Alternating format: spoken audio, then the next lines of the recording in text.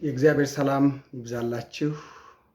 የመፍትሄ ለትውልድ የዩቲዩብ አገልግሎት ለምትከታተሉ ወንድም እህቶቼ በሙሉ ሳምንቱን እንዴት ከረማችሁ? እኔ ወንድማችሁ ሰላም ነኝ። ለማታውቁኝ ካሳሁን ተስፋዬ ይባላለሁኝ። ባለፈው ጊዜ የጀመርነውን ስር የመስደድ የመንፈሳዊ ሕይወት እድገትን ዛሬ ሶስተኛውን ክፍል አብረን እናያለን። ባለፈው ክፍለ ጊዜያችን አብረን ያየነው በክፍል 2 ማለቴ ነው በኤርምያስ መጽሐፍ ላይ ተንተርሰን ነው። በኤርምያስ ምዕራፍ 13 ላይ እግዚአብሔር የይሁዳን ሕዝብ ከራሱ ጋር ማጣበቅ ፈለገ። ልክ ቀበቶ ከወገብ ጋር እንደሚጣበቅ እንደሚታሰር እንደዚሁ እኔ ሕዝቡን ከራሴ ጋር ለማጣበቅ ፈለግኩኝ እና ያንን እግዚአብሔር በተደጋጋሚ እንዳደረገ ለምን እንዳደረገ ደግሞ ስናይ ሕዝቡ ከሱ ጋር በመጣበቁ ምክንያት በሌሎች ሕዝቦች መካከል እግዚአብሔር በእነሱ በኩል ክብሩን መግለጥ እንደፈለገ፣ እግዚአብሔር በእነሱ በኩል መታየት እንደፈለገ፣ በዛን ዘመን በይሁዳ ሕዝብ ወይም በይሁዳ ሰዎች በኩል ያህዌ እንዳለ፣ የአብርሃም የይስሐቅ ያዕቆብ አምላክ እንዳለ ትውልድ እንዲያውቅ፣ የሰው ልጆች እንዲያውቁ እንደፈለገ፣ ስሙን በእነሱ በኩል ለመግለጥ የሱ ሕዝብ ልዩ ሕዝብ መሆኑን ለማሳየት ፈልጎ ያንን ቢያደርግ ሕዝቡ እምቢ እንዳለ እንዳመፀ እና ለትልቅ ችግር ተጋልጦ እንደነበር እሱን አብረን ነው ያየነው በሰፊው። ዛሬ ክፍል 3ን አብረን ማየት እንቀጥላለን። ክፍል 3ን ዛሬ ማየት ከመቀጠላችን በፊት እስኪ በጌታ ፊት አጭር ጸሎት እናደርጋለን። እግዚአብሔር አምላካችን ንጉሳችንና መድኃኒታችን ሆይ በያለንበት ስፍራ አሰማርተህን በሰላም በጤና ደግሞ ዛሬ በዚህ መልክ እኔም ለመናገር የምናገሩን ደግሞ ወገኖቼ እንዲሰሙ ይህንን እድል መልሰህ ስለሰጠን እጅግ አድርገን እናመሰግንሃለን። ቃልህን ተምረን የምንበስል የምናድግ የምናበብ የምናፈራ ሰዎች እንድንሆን በጌታችን በኢየሱስ ክርስቶስ ስም አንተ ጸጋን እንድታበዛልን እንለምንሃለን። ቃልህን የምንሰማ ሳይሆን የምናደምጥ የምንረዳ ሰዎች ደግሞ እንድንሆን በኢየሱስ ክርስቶስ ስም የውስጥ አእምሯችንን የውስጥ ልባችንን መንፈሳችንን ክፈትልን። ቀሪውን ጊዜና ሰዓት ባርክልን። ከኛ ጋር አሁን እናመሰግንሃለን በኢየሱስ ክርስቶስ ስም። ክፍል 3 ዛሬ አብረን የምናየው ባለፈው ሳምንት ያነበብኩትን የመጽሐፍ ቅዱስ ክፍል እሱን ነው መነሻ አድርጌ ዛሬ የጌታን ቃል የማካፍላችሁ። የሰው ልጅ በተለይም ደግሞ አማኞች ክርስቲያኖች ዳግም የተወለድነው በእግዚአብሔር ቃል ነው። ከማይጠፋው ዘር እንደተወለድን ነው መጽሐፍ ቅዱስ የሚናገረው እና የተወለድነው በቃሉ ስለሆነ ማደግም የምንችለው በቃሉ ነው። ሰው ስር መስደድ መንፈሳዊ ብስለት ማግኘት የሚችለው መንፈሳዊ ማቹሪቲ ማግኘት የሚችለው በተወለደበት በቃሉ ከተወለደበት ከቃሉ ጋር ትስስር ሲኖር ነው። ግንኙነቱ ያልተቋረጠ ሲሆን ነው። ሰው ከተወለደበት ከእግዚአብሔር ቃል ጋር ሲጣበቅ እግዚአብሔርን የመምሰል እንዲሁም ደግሞ በመንፈሳዊ ማንነቱ የማደግ እድልን ያገኛል። እሱ ብቻ ሳይሆን ደግሞ በዚህ ሂደት ውስጥ ኃጢአትን የመጥላት አቅም፣ ሰይጣንን ወይም ጠላትን የማሸነፍ ብቃት እያገኘ ይሄዳል። ሰው እያደገ አቅሙን እያጎለበተ በሄደ ቁጥር ነው ወደ ተሻለ አገልግሎትና ኃላፊነት መምጣት የሚችለው። ስለዚህ ወደ ትልቅ ኃላፊነት፣ ወደ ትልቅ አገልግሎት፣ ወደ ተሻለ አገልግሎት የመምጣት እድላችን የሚሰፋው ባደግን ልክ ነው። በመንፈሳዊነታችን ባደግን ቁጥር እግዚአብሔር ሌላ የሥራ ኃላፊነት፣ ሌላ የአገልግሎት ኃላፊነት ይሰጠናል። እሱን እድል የምናሰፋው የእግዚአብሔርን ቃል ወይም ደግሞ በመንፈሳዊነታችን በማደግ ነው። ልክ ዛፍ መሬት ላይ በመሆን ስሩን በመስደድ ነው። በአፈር ውስጥ ስሩን በሰደደ ቁጥር፣ ስሩ በረዘመ ቁጥር ለማደግ የሚያበቃውን ማቴሪያል ወይም ደግሞ ግብአት ያገኛል እንዳልን ሁሉ የሰው ልጅም ለማደግ መንፈሳዊ ብስለት ለማግኘት ለማበብና ለማፍራት ከእግዚአብሔር ጋር መጣበቅ አለበት። ወይም ደግሞ ከምንጩ ከተገኘበት ምንጭ ጋራ መተሳሰር አለበት የምንለው። ለምሳሌ ዛፍ የተገኘው ከመሬት ነው።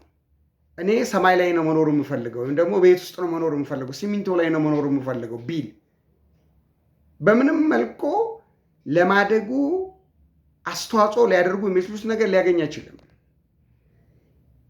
ለእድገቱ አስተዋጽኦ የሚያደርጉ ግብአቶችን የሚያገኘው መሬት ላይ ሲሆን ብቻ ነው፣ ከአፈር ውስጥ ብቻ ነው።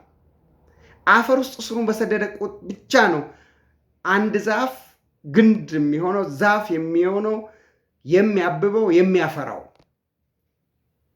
ሰውም በመንፈሳዊ ማንነቱ መንፈሳዊ ከሆነው መንፈስ ከሆነው ከእግዚአብሔር ጋር ካልተጣበቀ ካልተሳሰረ በስተቀረ በሕይወቱ ማደግ፣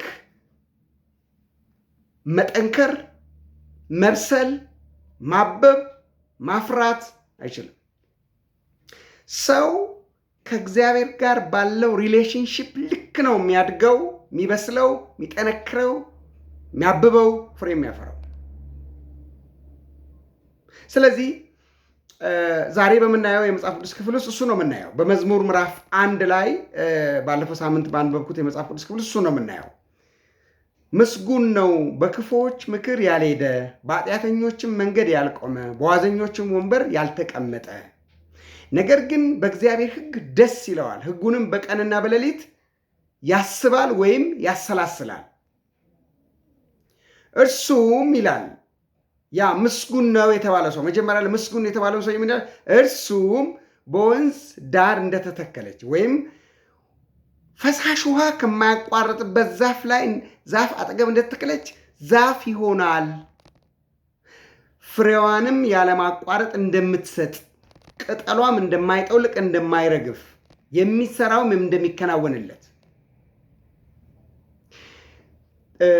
የእግዚአብሔርን ቃል የሚወድ ሰው በቀንም በሌሊትም በእግዚአብሔር ቃል ላይ ትኩረት የሚያደርግ ሰው፣ ቃሉን በቀንና በሌሊት የሚበላ የሚያሰላስል ሰው፣ ቃሉን የሚያስብ ሰው። ሐሳብ በጣም ትልቅ አቅም አለው በሰው ሕይወት ውስጥ ወገኖቼ። የእግዚአብሔርን ቃል በሌሊትም በቀንም የሚያስብ ደግሞ የሚያሰላስል እሱ በወንዝ ዳር እንደተተከለ ዛፍ ነው የሚሆነው። ሁልጊዜ ውሃ እንደሚያገኝ ለማበብ፣ ለመለምለም፣ ፍሬ ለማፍራት የሚያበቃውን ውሃ ለማግኘት ሁልጊዜ እድል እንዳለው እንደዚህ ዛፍ ነው የሚሆነው። የሚሰራውም ሁሉ ይከናወንለታል ነው የሚለው። ስለዚህ ምስጉን ሰው፣ የተባረከ ሰው፣ የተሳካለት ሰው የምንለው የተባረከና የተሳካለት ሰው የምንለው የእግዚአብሔርን ቃል የሚወድ ሰው ነው። የእግዚአብሔርን ቃል በቀንና በሌሊት የሚራብ የሚጠማ ሰው ነው። ሐሳቡ ሁሉ በእግዚአብሔር ቃል የተቃኘ ሰው ነው። ሕይወቱ የሚለመልም ሰው፣ ሕይወቱ የሚያብብ ሰው፣ የሚያድግ ሰው፣ የሚበስል ሰው፣ ስር የሚሰድ ሰው፣ ያለማቋረጥ ፍሬውን የሚሰጥ ሰው። እቺ ዛፍ በጋ ክረምት አስፈላጊ በሆነ ጊዜ ሁሉ ፍሬ ትሰጣለች። ፍሬ አልባ አይደለችም ሁልጊዜ። ለምን? ፍሬ እንድትሰጥ የሚያደርጋትን ውሃ የማግኘት እድሏ ሰፊ ስለሆነ ማለት ነው። ለምን?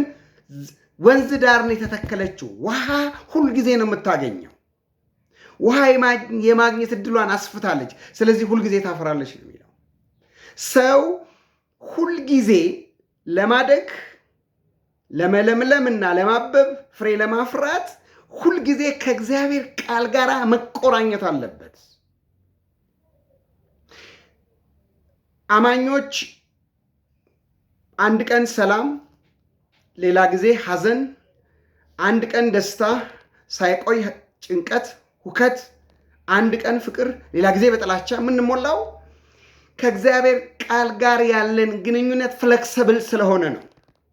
የማያቋርጥ ግንኙነት ከእግዚአብሔር ቃልና ከእግዚአብሔር ጋር ሲኖረን በሕይወታችን የምናፈራው መንፈሳዊ ፍሬ ያለማቋረጥ ይቀጥላል ወገኖች። ቁጥር 4 ላይ ክፉዎች ግን እንደዚህ አይደሉም ነው የሚለው። ክፉዎችን ያነጻጸረው ምስጉን ነው ብሎ ከጀመረው ሰውዬ ጋር ነው ያነጻጸረው። በቤተ ክርስቲያን ውስጥ እያሉ ክርስቲያንን እያሉ ቸርች ውስጥ ከኛ ጋር እያመለኩ አማኞች ሆነው እያሉ ክፉ ሰዎች አሉ። መጽሐፍ ቅዱስ ክፉ የሚላቸው እነዚህ ሰዎች የእግዚአብሔር ቃል ጠል ስለሆኑ ነው። የእግዚአብሔር ቃል ሪጀክት ስለሚያደርጉ ነው።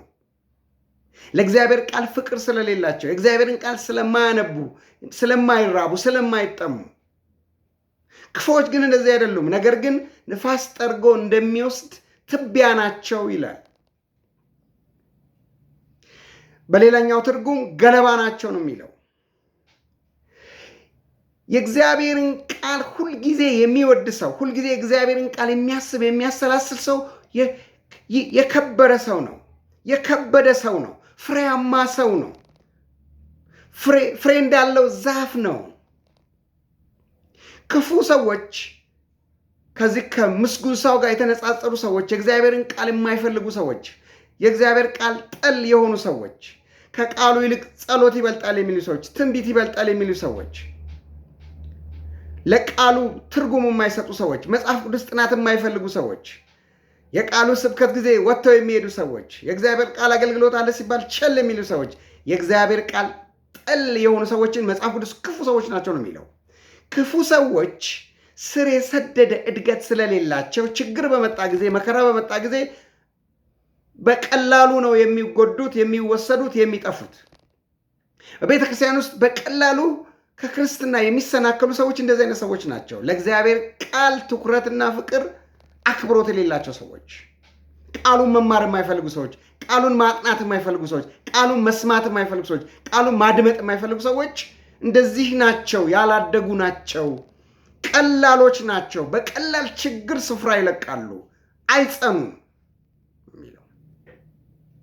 ምስጉን የተባለው ሰው ግን ሁልጊዜ ከእግዚአብሔር ቃል ጋር ስለሆነ ቁርኝቱ የለመለመ ያበበ ሁልጊዜ ያለማቋረጥ ፍሬ የሚሰጥ የከበደ ሰው ነው ይላል። የከበደ ሰው ወይም በጠላት ላይ የሚከብድ ሰው፣ በዓለም ላይ የሚከብድ ሰው፣ እግዚአብሔርን ማሳየት የሚፈልግ ሰው፣ ፍሬያማ መሆን የሚፈልግ ሰው በእግዚአብሔር ቃል ሕይወቱን ሁልጊዜ መመገብ አለበት። የእግዚአብሔር ቃል አፍቃሪ መሆን መቻል አለበት። ደም ስሩ ከእግዚአብሔር ቃል ጋር የተሳሰረ መሆን አለበት። እንደዚህ አይነት ሰው የተባረከ ነው፣ የሚሰራው ሁሉ ይከናወንለታል ይላል የእግዚአብሔር ቃል። ስለዚህ በዚህ በክፍል 3 ውስጥ ያየነውን ቃል ሳምንቱ ሙሉ እስኪ እናሰላስለው። እስኪ የእግዚአብሔርን ቃል በየቀኑ እናንብብ። ረሃብ ይሁንብን እስኪ፣ ጥማት ይሁንብን እስኪ፣ ናፍቆት ይሁንብን እስኪ። ኋላ ወደ ውሃ ምንጭ እንደምትናፍቅ አቤቱ ነፍሴ አንተን የሚያስብል ሕይወት ውስጥ እንግባ እስኪ። እግዚአብሔር በዚህ እውነት ይባርካችሁ። ስላዳመጣችሁኝ አመሰግናለሁ። በሚቀጥለው ተመልሰን እስክንገናኝ ድረስ የጌታ ጸጋ ይብዛላችሁ። ስላዳመጣችሁኝ አመሰግናለሁ። ተባረኩ።